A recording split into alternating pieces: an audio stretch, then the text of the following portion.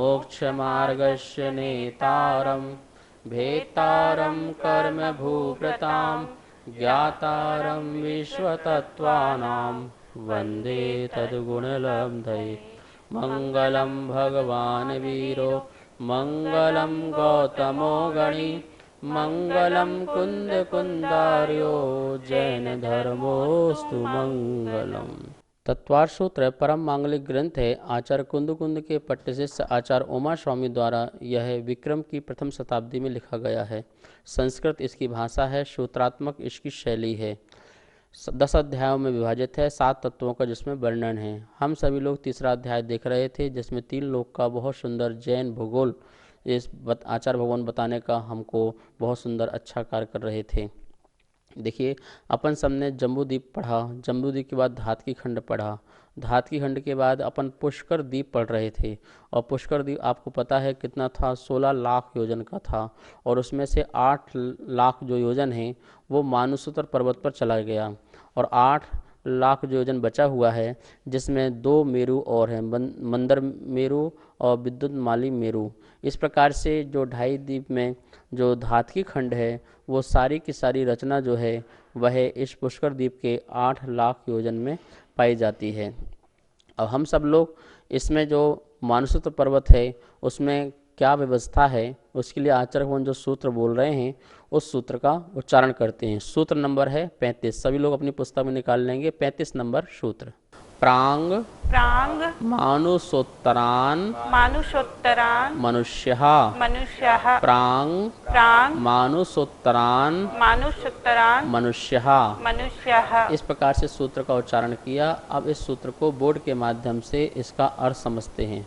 तृतीय अध्याय का सूत्र नंबर 35वां, एक बार फिर से उच्चारण करेंगे। प्रांग मानुषोत्तरान, ये नातक लेना, ठीक है ना, मानुषोत्तरान मनुष्यः, ये बहुवचन है और विसर्ग भी है। मनुष्यः बालकः, ऐसे मनुष्यः। प्रांग मानुषोत्तरान मनुष्यः। अब देखिए इसका अर्थ क्या लेना है। प्रांग मतलब पहले पहले, प्रांग मतलब क्या है, प्राग। इसको संधि करेंगे तो ये का हो जाएगा, प्राक। प्राक मतलब पहले पहले। मानुषोत्तर एक पर्वत का नाम है, मानुषोत्तर पर्वत। क्या नाम है? पुष्कर जो द्वीप है जिसमें 8 लाख योजन के विस्तार में क्या आ जाता है, मानुषोत्तर पर्वत आ जाता है। 16 लाख का योजन का पुष्कर द्वीप है, उसमें से 8 लाख योजन में कौन सा पर्वत आ जाता है, मानुषोत्तर।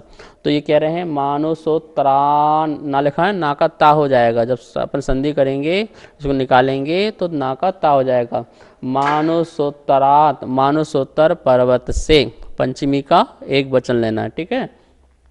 मानुषोत्तर पर्वत से, प्रांग मतलब पहले पहले, मनुष्य, मनुष्य होते हैं। जो मनुष्य हैं वो कहाँ होते हैं?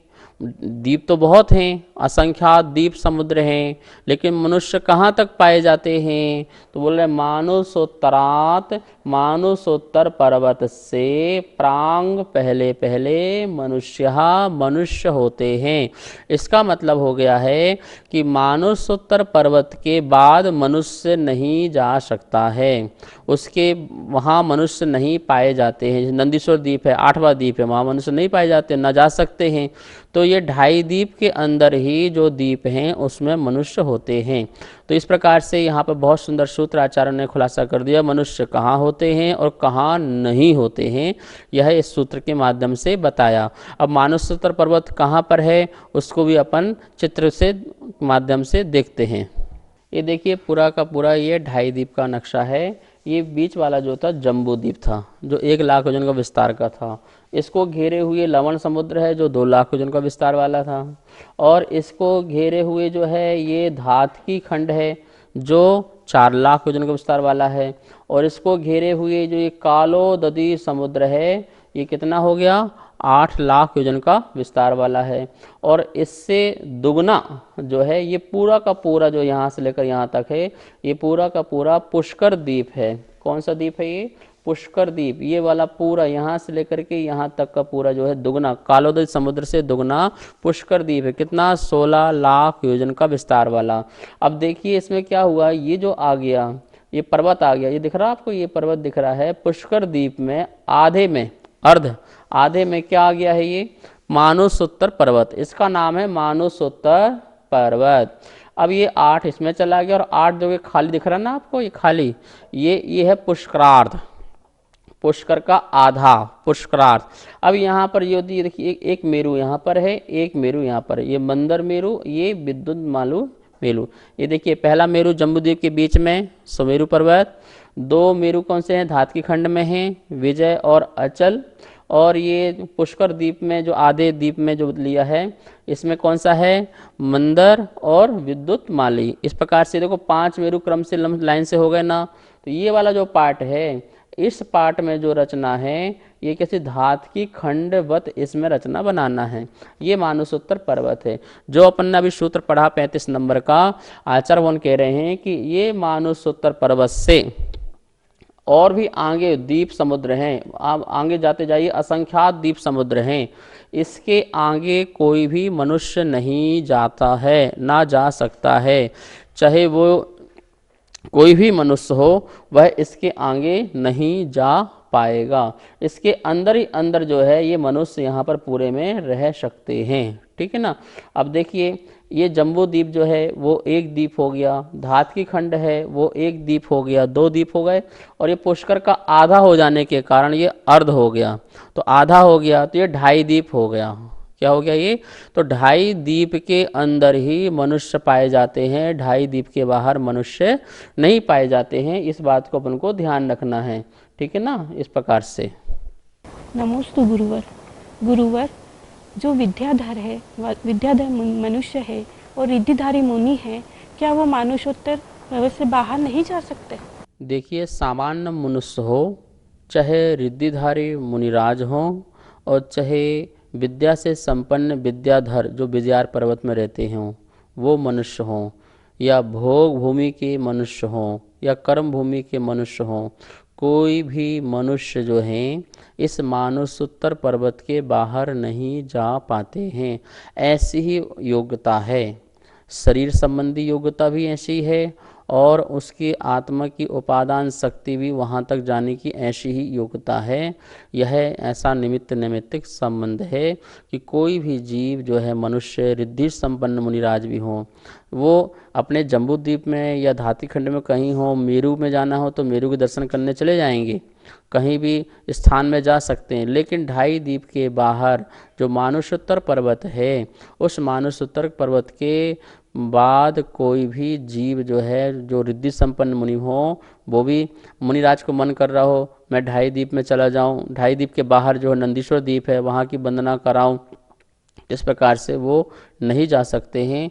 ये समझ लीजिए शरीर संबंधी की योग्यता वैसी, या आत्मा की शक्ति की योग्यता वैसी। इस प्रकार से या मानसोत्तर पर्वत का निमित्त ऐसा कि जिसके कारण वहाँ पर उनकी रिद्धि काम नहीं करती है, या उनकी विद्या काम नहीं करती है, जिसके कारण वो आगे नहीं जा सकते हैं। और पैदल का तो मतलब ही नहीं है कि सोचें कोई पैदल चल करके हम मानसोत्तर पर्वत को चढ़ जाएं, वहाँ तक निकल जाएं, तो वो व्यक्ति वो भूख प्यास से ही मरण को प्राप्त हो जाएगा, क्योंकि वो चढ़ते चढ़ते ही अपने प्राण निकल जाएंगे। तो वो चढ़ ही नहीं सकता और जा भी नहीं सकता है। इस प्रकार से मानसोत्तर पर्वत के पहले पहले ही मनुष्य चाहे सामान्य हो, और चाहे रिद्धि संपन्न हो, और चाहे विद्याधर मनुष्य हो, वो इसके अंदर ही रहते हैं, बाहर नहीं। इस प्रकार से अपन ने देखा कि मानसोत्तर पर्वत के बाहर कौन जीव जा सकता है और कौन नहीं जा सकता है। देवगण जो हैं वो मानसोत्तर पर्वत के आगे जो असंख्यात द्वीप समुद्र हैं उसमें जा सकते हैं, उनके अंदर ऐसी योग्यता है, वो वहाँ पर प्रवेश कर सकते हैं। इस प्रकार से हमने यहाँ पर इस सूत्र में पुष्कर द्वीप की एक व्यवस्था देखी। देखिए पुष्कर द्वीप में भी जो अर्ध है, आधा है, जिसमें 2 मेरु हैं, मंदर और विद्युत माली, उसके निमित्त से वहाँ भी जो 2 भरत हैं, 2 ऐरावत हैं, 2 विदेश क्षेत्र आदि हैं। तो जिस प्रकार से अपन ने धातकी खंड में देखा था कि जम्बू द्वीप से दूनी दूनी जो व्यवस्थाएं हैं वह धातकी खंड में थी, और वही धातकी खंड की जितनी व्यवस्थाएं हैं वो सारी की सारी पुष्कर द्वीप में हैं।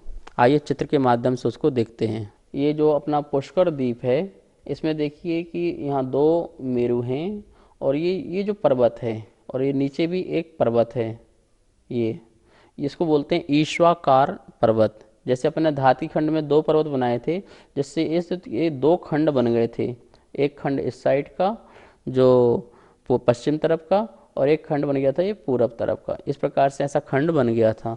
ऐसे यहाँ पे देखिए क्या बोलते हैं, यहाँ भी 2 पर्वत हैं, ये ईश्वाकार पर्वत है, जिसके कारण देखिए ये पुष्करार्थ जो पर्वत, पुष्करा जो द्वीप है, इसकी भी 2 खंड बन गए, एक इस तरफ का, ये पूरा पश्चिम तरफ का, और ये पूरा का बन गया ये पूरब तरफ का। इस प्रकार से 2 खंड बने। अब यहाँ पर जैसे अपन ने यहाँ ये पर्वत बना रखे हैं, ऐसे ही पर्वत यहाँ पर भी बन जाएंगे। तो ये यहाँ पर एक भरत क्षेत्र हो जाएगा, और यहाँ पर दूसरा भरत क्षेत्र हो जाएगा, यहाँ पर एक ऐरावत क्षेत्र हो जाएगा, यहाँ पर दूसरा ऐरावत क्षेत्र हो जाएगा।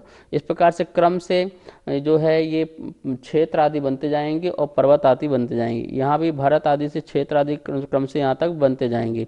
यहाँ से भरत से स्टार्ट होगा और यहाँ पर ऐरावत में जाके एंड होगा। यहाँ भी भरत से स्टार्ट होगा और ऐरावत में जाकर के एंड होगा। जिस प्रकार से अपन ने रचना जम्बूद्वीप में बनाई है, वही की वही रचना जो है यहाँ पर बन जाएगी। जो बीच का जो पार्ट हो जाएगा, ये कौन सा हो जाएगा, विदेह क्षेत्र हो जाएगा, ठीक है ना, विदेह क्षेत्र। इस प्रकार से देखिए इसमें कितने विदेह क्षेत्र होगा। ये पूरा का पूरा 2.5 द्वीप हो गया। इस 2.5 द्वीप में अब अपन को लगाना है कितने मेरु हैं, कितने यहाँ पर मिलेक्षखंड हैं, कितने यहाँ पर आरखंड हैं, कितने यहाँ पर जो भरत क्षेत्र हैं, कितने यहाँ पर ऐरावत क्षेत्र हैं। इन सबको हम सबको टोटल करके लगाएंगे तो पूरा पता चल जाएगा कि 2.5 द्वीप में कितनी कर्म भूमियाँ हैं, कितनी शाश्वत भोग भूमियाँ हैं। इस प्रकार से पूरा का पूरा हमको ज्ञान हो जाएगा। आइए स्लाइड के माध्यम से हम आपको बताते हैं कहाँ कितनी चीज़ें हैं। यहाँ पर देखिए एक स्लाइड है, और इसमें आप देख रहे हैं कि जम्बूद्वीप लिखा हुआ है, धातकी खंड लिखा हुआ है, और पुष्करार्थ और कुल लिखा हुआ है। सबसे पहले देखिए लिखा है मेरु। मेरु तो जम्बूद्वीप में 1 मेरु, धातकी खंड में 2 मेरु, और पुष्करार्थ में 2 मेरु। कुल कितने मेरु हो गए, 5 मेरु हो गए। मेरु के नीचे क्या लिखा है, भरत क्षेत्र। तो जम्बूद्वीप में कितने भरत क्षेत्र हैं, तो जम्बूद्वीप का 1 भरत क्षेत्र हो गया। धातकी खंड में कितने हो गए, 2 हो गए, और पुष्करार्थ में भी 2 हो गए। तो कुल कितने भरत क्षेत्र हो गए, 5 भरत क्षेत्र हो गए। इसी प्रकार लगा लीजिए ऐरावत क्षेत्र, तो जम्बूद्वीप में 1, धातकी खंड में 2 और पुष्करार्थ में 2, तो कुल कितने हो गए, 5 वह ऐरावत क्षेत्र हो गए। विदेह क्षेत्र लगाइए जो बीचों बीच में था, जम्बूद्वीप में 1 विदेह क्षेत्र, धातकी खंड में 2 और पुष्करार्थ में 2, तो कुल कितने हो गए, 5 ये विदेह क्षेत्र हो गए। अब अपन ने पढ़ा था उत्तम भोग भूमि, मध्यम भोग भूमि और जघन्य भोग भूमि पड़ी थी। तो उत्तम भोग भूमि जो है जम्बूद्वीप में कितनी है, 2 हैं उत्तम भोग भूमि, देवकुरु और उत्तर कुरु, जो विदेह क्षेत्र के वह गर्जन पर्वत के आसपास थी। तो उसको अपन ने देखा था चित्र के माध्यम से पहले। तो जम्बूद्वीप में 2 हो गई, तो धातकी खंड में कितनी हो जाएंगी, 4 हो जाएंगी, और पुष्करार्थ में कितनी रहेंगी, 4 ही रहेंगी। तो 4 और 4 8 और 2 10। तो उत्तम भोग भूमि कितनी हो गई हैं, वो 10 हो गई हैं। टोटल कितनी हो गई, 10। तो मध्यम भोग भूमि कितनी है, तो जम्बूद्वीप में 2 मध्यम भोग भूमि हैं, और धातकी खंड में 4 हो जाएंगी, और पुष्करार्थ में भी 4 ही रहेंगी। तो 10 मध्यम भोग भूमि हो जाएगी। इसी प्रकार से जघन्य जो भोग भूमि है वह भी जम्बूद्वीप में जो है वह 2 हैं, और धातकी खंड में 4 हैं, और पुष्करार्थ में 4 हैं। इस प्रकार से वही भी 10 हो जाएंगे। ये शाश्वत भोग भूमि की बात चल रही है। तो इस प्रकार से यहाँ पर अपन ने देखा कि हर चीज़ जो है, हर जो वहाँ की रचना जो है वह जम्बूद्वीप में जाकर के धातकी खंड दुगनी हो जाती है, और जो धातकी खंड का पार्ट है वही पार्ट का बोलते पूरा का पूरा पुष्करार्थ द्वीप में पाया जाता है। इनके कहीं भी नाप तौल में कहीं भी अंतर नहीं होता है, सिर्फ और सिर्फ जो है वह मेरु संबंधी नाप तौल में अंतर है। लेकिन जो भरत क्षेत्र का जितना विस्तार जहाँ पर जम्बूद्वीप में है उतना ही धातकी खंड में है, वही विस्तार, और वैसा ही विस्तार क्या बोलते कि पुष्करार द्वीप में हैं। ऐसी ऐरावत का लगाना और ऐसी विदेह क्षेत्र का लगाना, जितने भी पर्वत हैं हिमन, महाहिमन, निषद, नील, रुक्मी आदि, उन पर्वतों का जो विस्तार जैसा जम्बूद्वीप में बताया है वही विस्तार, वही ऊंचाई, वही योजन लंबाई आदि जो है वो वहाँ भी वैसा ही लगाना। ठीक है ना, इस बात का ध्यान रखना। लेकिन जो मेरु संबंधी हैं, जो जम्बूद्वीप है, जम्बूद्वीप का जो सुदर्शन मेरु है उसकी जो ऊंचाई है वो सबसे ज़्यादा है, और शेष जो 4 मेरु हैं वो थोड़ा कम हैं और एक से हैं। उन सब की जो हाइट है सबकी एक सी है, लेकिन पहले मेरु से क्या है, कम है। आप मंदिर में जाते हैं वहाँ देखते होंगे 5 मेरु देखते होंगे, उसमें एक आपको एक बड़ा दिखता होगा, बाकी 4 कैसे दिखते होंगे, बराबर दिखते होंगे। आप पंचमेरु पूजा पढ़ें, उस पंचमेरु की पूजा की जो जयमाल है उसमें सब लिखा हुआ है कि पहला मेरु जो है कितनी ऊंचाई वाला है, और जो दूसरे 4 जो मेरु हैं वो कितने ऊंचाई वाले हैं। एक एक माप लिखा हुआ है, एक एक जयमाला का एक एक पंक्ति पढ़ते जाएंगे आप, और उसमें आप देखेंगे कि आपको उसका अर्थ समझ में आ जाएगा। ठीक है ना, तो इस प्रकार से अपन ने ये 2.5 द्वीप में सारी व्यवस्था देखी कि कहाँ क्या किस प्रकार से व्यवस्था है। नमोस्तु आचार्य, क्या किसी भी अपेक्षा के हेतु मनुष्य की आत्मा 2.5 द्वीप के बाहर जा सकती है? कृपया स्पष्टीकरण कीजिए। 2.5 द्वीप के बाहर मनुष्य नहीं जा सकते हैं, लेकिन उनकी आत्मा जो है वह फैल कर के 2.5 द्वीप के बाहर जा सकती है। पर कौन की आत्मा? तो देखिए 7 प्रकार के समुद्र घात होते हैं, उनमें से जो 2 समुद्र घात हैं, केवली समुद्र घात और मारणांतिक समुद्र घात वाली जो आत्मा हैं, उनकी आत्मा के प्रदेश 2.5 द्वीप से बाहर जा सकते हैं। जैसे केवली जो हैं समुद्र घात करें तो उनकी आत्मा जो है दंड, प्रतर, लोकपूरण आदि प्रकार से आत्मा फैलती है, तो वह 2.5 द्वीप के बाहर भी उनकी आत्मा के प्रदेश जो हैं जाते हैं। और जो मारणांतिक समुद्र घात में आत्मा शरीर से बाहर निकल कर के अपने जहाँ जन्म लेना है वहाँ स्पर्श करके आती है। शरीर में तो रहती है मूल शरीर में, और मूल शरीर को छोड़े बिना आत्मा के प्रदेश फैल करके उस स्थान को भी स्पर्श करके आती है। तो उस अवस्था में भी आत्मा जो है वह 2.5 द्वीप के बाहर जा सकती है। किसी 2.5 द्वीप के बाहर जन्म लेना है तो वहाँ पर जन्म लेने के लिए वह आत्मा वहाँ स्पर्श करके आएगी, वापस आएगी।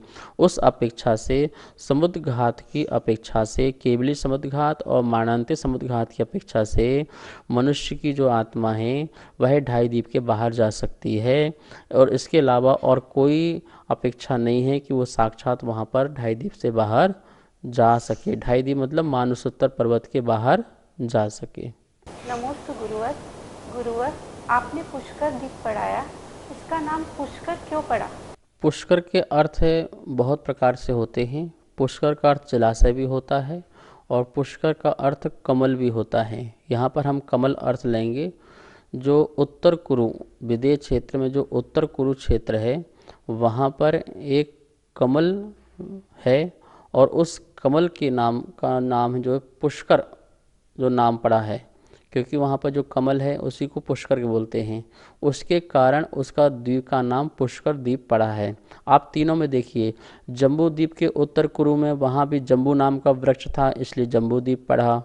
और धातकी खंड में उत्तर कुरु में वहाँ पर एक वृक्ष था जिसको धातकी मतलब आंवले का वृक्ष है, तो इसलिए उसका नाम धातकी द्वीप पड़ा। और ऐसे ही पुष्कर द्वीप में भी उत्तर कुरु में एक कमल है पुष्कर, इसके कारण उसका नाम भी क्या पड़ा, पुष्कर द्वीप पड़ा। इस प्रकार से यहाँ पर अपन ने यहाँ 2.5 द्वीप की व्यवस्था देखी। और अभी जो मनुष्यों की बात चल रही थी तो आचार्य भगवान इसी प्रसंग में उन मनुष्यों के बारे में भी आगे सूत्र बताना चाह रहे हैं कि जो मनुष्य हैं वो कितने प्रकार के हैं। तो मनुष्यों के कितने प्रकार होते हैं और उनकी क्या व्यवस्थाएं हैं, उसके लिए अपन पहले सूत्र नंबर 36 पढ़ते हैं और मनुष्य के भेद पढ़ते हैं। सभी लोग अपना यह जनवाणी में सूत्र निकाल लेंगे और उसका उच्चारण भी मेरे साथ करेंगे। आर्या मिलेश साक्ष्य मलेश साक्ष्य आर्या मिलेश छाश्च। इस प्रकार से यहाँ पर सूत्र का उच्चारण हुआ। अब इसको बोर्ड के माध्यम से इस सूत्र का अर्थ समझते हैं। तृतीय अध्याय का सूत्र नंबर 36वां, यहाँ ध्यान से देखिए। आर्या म्लेच्छाश्च, म्लेच्छाश्च, इस प्रकार सूत्र का उच्चारण हुआ। अपन इसकी संधि तोड़ते हैं तो यहाँ विसर्ग का लोप हो गया था, तो आर्यः इस प्रकार से विसर्ग आ जाएगा, बहुवचन में है। और म्लेच्छः, ये जो सा था वो विसर्ग हो जाएगा, तो म्लेच्छः और चा, चा मतलब और, तो इस प्रकार से चा मतलब और भी है। और जो सूत्र चल रहा था प्रांग मनुसूत्रान मनुष्यः, तो वहाँ से मनुष्य का शब्द ले लेना है कि जो मनुष्य हैं, जो आप मनुष्य की बात कह रहे थे कि मानसोत्तर पर्वत के पहले पहले मनुष्य पाए जाते हैं, तो यहाँ पर सूत्र में कहीं मनुष्य तो लिखा नहीं है, तो मनुष्य कहाँ से लेंगे? इस जो चा है, इस चा अर्थ से अपन ले लेंगे कि वो जो मनुष्य हैं वो कैसे हैं? आर्यः और म्लेच्छः। मनुष्य जो है आर्य और म्लेच्छ के भेद से दो प्रकार के मनुष्य हो जाते हैं, इस चा का अर्थ लेना है। तो यहाँ पे चा का अर्थ दो प्रकार से हो गया। एक तो हो गया ऊपर की अनुवृत्ति से कि मनुष्य शब्द सूत्र में नहीं आया है, इसलिए हमने वहाँ से मनुष्य शब्द ले लिया। दूसरा चा का अर्थ और, आर और म्लेच्छ, इस प्रकार से भी ले सकते हैं। तो इस प्रकार से अपन ने यहाँ देखा कि मनुष्य दो प्रकार के, एक आर्य मनुष्य और दूसरा म्लेच्छ मनुष्य। अब देखिए यहाँ पर लिखा है आर्य और म्लेच्छ मनुष्य, दो प्रकार के लिखे, आर्य मनुष्य और म्लेच्छ मनुष्य। आर्य के नीचे लिखा हुआ है रिद्धि प्राप्त और रिद्धि अप्राप्त। दो प्रकार के मनुष्य होते हैं आर्य मनुष्य में, एक रिद्धि संपन्न जो रिद्धि से संपन्न है, और एक हैं जो रिद्धि से संपन्न नहीं है, वो रिद्धि अप्राप्त। इसे अनरिद्धि भी कह सकते हैं। रिद्धि प्राप्त, अनरिद्धि प्राप्त, मतलब जिनको रिद्धि प्राप्त नहीं है। इस प्रकार से दो प्रकार के मनुष्य हो जाते हैं। देखिए जैसे कि किसी को 64 रिद्धि में से किसी भी रिद्धि प्राप्त है तो वो क्या हो जाएंगे? रिद्धि प्राप्त मनुष्य हो जाएंगे। 64 प्रकार की रिद्धियाँ होती हैं, अभी अपन उनका आगे स्वरूप पढ़ेंगे। इस प्रकार से अब ये ध्यान रखिए, जैसे किसी को केवल ज्ञान रिद्धि है, किसी को अविधि ज्ञान रिद्धि है, किसी को मनापर ज्ञान रिद्धि है, किसी को आहारक रिद्धि है, तेजस रिद्धि है, और भी बहुत सारी रिद्धि है, तप रिद्धि, बल रिद्धि, क्रिया रिद्धि, विक्रिया रिद्धि आदि। ये 8 प्रकार की जो रिद्धियाँ हैं उनके भेद प्रभेद करेंगे तो वो 64 बन जाएंगी। उनमें से या तो 64 हो या कोई भी हो, तो वो कौन से मनुष्य हो जाएंगे? वो ये रिद्धि प्राप्त मनुष्य हो जाएंगे, ठीक है ना। और जो एक सामान्य मनुष्य हैं जिनको रिद्धियाँ प्राप्त नहीं हैं, तो वो हो जाएंगे अनरिद्धि प्राप्त, मतलब रिद्धि प्राप्त, रिद्धि अप्राप्त मनुष्य हो जाएंगे। इस प्रकार से ये अपन ने आर्य मनुष्य के दो भेद यहाँ पर किए। और फिर लिखा है म्लेच्छ। तो म्लेच्छ में भी अपन दो प्रकार के म्लेच्छ करते हैं। एक तो कर्म भूमि म्लेच्छ है। कर्म भूमि म्लेच्छ आप जानते हैं, अपन ने जैसे भारत क्षेत्र के 6 खंड किए थे, तो एक खंड में आर्य खंड के मनुष्य थे और 5 जो थे वो म्लेच्छ खंड के मनुष्य हैं। ऐसे विदेह क्षेत्र में भी हर नगरी में 5-5 म्लेच्छ खंड होते हैं। तो उसमें पाए जाने वाले जो जीव हैं, टोटल कितने म्लेच्छ खंड हैं पूरे 2.5 द्वीप में? तो 850 म्लेच्छ खंड हैं। कितने हैं? 850 म्लेच्छ खंड हैं पूरे आर्य खंड में। तो वो वहाँ पर रहने वाले जो मनुष्य हैं वो म्लेच्छ हैं, ठीक है। और फिर और कहाँ पर हैं दूसरे प्रकार के म्लेच्छ जीव? वो अंतर्द्वीपज हैं। कहाँ पर? द्वीपज, जा प्रत्यय होता है उत्पन्न अर्थ में, जो अंतर्द्वीप में उत्पन्न होने वाले अंतर्द्वीपज म्लेच्छ खंड कहलाते हैं। लवण समुद्र और कालोदधी समुद्र है। जम्बू द्वीप के घेरे हुआ जो लवण समुद्र है एक वो समुद्र है, और जो धातकी खंड को घेरे हुए है वो कालोदधी समुद्र है। इन दोनों समुद्रों में कुभोग भूमि है। कौन से हैं? कुभोग भूमि। कुभोग भूमि उत्पन्न होने वाले म्लेच्छ मनुष्य रहते हैं वो 96 से 96 ऐसी भूमियां हैं। कितनी हैं? 96 ऐसी भूमियां हैं लवण समुद्र में और कालोदधी समुद्र में। उसकी विशेष रचना भी अपन पढ़ेंगे, वो कहाँ कहाँ पर होते हैं, कितने कितने स्थानों में होते हैं, और लवण समुद्र में कितने हैं और कालोदधी समुद्र में कितने हैं, उसका अपन आगे इसको व्याख्यान करेंगे। अभी अपन ने पढ़ लिया आर्य दो प्रकार के, जो रिद्धि प्राप्त और रिद्धि अप्राप्त है। म्लेच्छ दो प्रकार के, एक कर्मभूमि म्लेच्छ और दूसरे अंतर्द्वीपज में उत्पन्न होने वाले म्लेच्छ है। तो इस प्रकार से यहाँ पर अपन ने दो प्रकार के मनुष्यों को जाना। आर्य मनुष्य किस प्रकार का स्वभाव वाले होते हैं और म्लेच्छ मनुष्य किस प्रकार के स्वभाव वाले होते हैं, इनके बारे में अपन जो है कल जानकारी लेंगे और इसका अपन व्याख्यान सुनेंगे कि आर्य मनुष्यों की क्या व्यवस्थाएं आगम में दी हुई हैं और म्लेच्छ मनुष्य की क्या व्यवस्थाएं आगम में दी हुई हैं। अब अपन सभी लोग यहाँ पर जिनवाणी स्तुति करते हैं। चावाणी के ज्ञान से सूझे लोकालो, सोवाणी मस्तक धरूं सदा देत हूँ धो। हे जिनवाणी भारती तो ही जपो दिन रैन, जो तेरा शरणा धरे सो पावे सुख चैन। सभी को बहुत बहुत मंगल आशीर्वाद। नमोस्तु गुरु, नमो। सभी को सादर जय जिनेन्द्र। हमारे पास तत्वार्थ सूत्र के प्रथम अध्याय की पुस्तक छपकर आ चुकी है, जिसमें चित्रों और स्लाइडों के माध्यम से सरलीकरण करके अर्थ समझाया हुआ है, जो आचार्य श्री के श्रीमुख से समझाया गया है। और जो भी महानुभाव इस तत्वार्थ सूत्र की प्रथम अध्याय की पुस्तक को मंगवाना चाहते हैं एवं द्वितीय एवं तृतीय अध्याय की पुस्तकों को छपवाना चाहते हैं, वो नीचे दिए गए नंबर पर संपर्क करें। एवं जो भी पुण्यार्जक बनना चाहते हैं वो भी नीचे दिए गए नंबरों पर संपर्क करें। धन्यवाद। जय जिनेन्द्र।